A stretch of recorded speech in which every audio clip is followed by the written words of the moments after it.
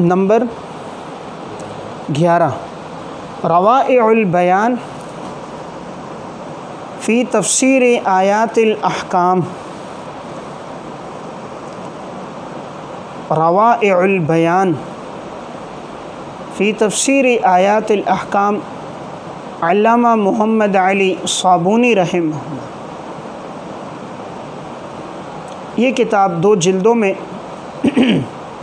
مکتبۃ الغزالی سے طبع ہے.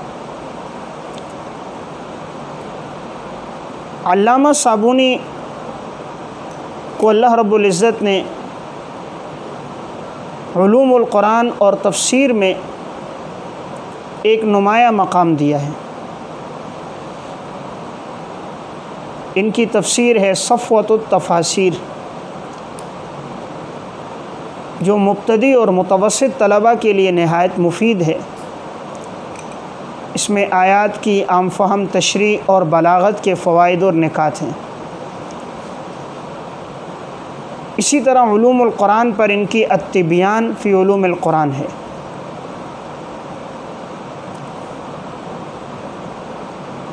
اور یہ جو تفسیر ان کی ہے روائع البیان، اس میں انہوں نے آیات احکام کی تفسیر کی ہے اور چاروں فقہا کے مذاہب کے مطابق ان کی وضاحت کی ہے. ان کا اسلوب یہ ہے کہ آیت احکام کا ذکر کرنے کے بعد اس کی مختصر وضاحت کرتے ہیں. پھر علماء احناف، علماء شوافع اور علماء حنابلہ اور مالکیہ نے جو استنباط کیا ہے وہ ذکر کرتے ہیں.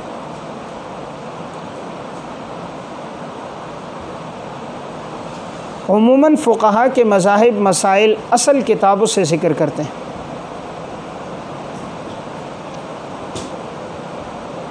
اس وجہ سے اس کی افادیت زیادہ ہے.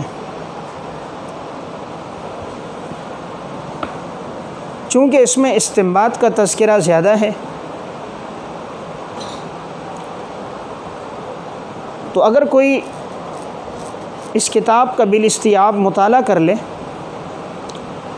تو وہ چاروں فقہا کے مذاہب کے مستدلات اور استنباطات سے واقف ہو جائے گا اور باحوالہ ہونے کی وجہ سے علم میں عمق بھی پیدا ہوگا. اسلوب اس قدر سہل ہے کہ متوسط طالب علم بھی اس سے استفادہ کر سکتا ہے. تو یہ 11 وہ تفاسیر تھیں جو میں نے عرض کی کہ جن میں احکامات کی آیات کی تشریح کی گئی ہے اور فقہا کے مذاہب، مستدلات اور استنباطات کا تذکرہ کیا گیا.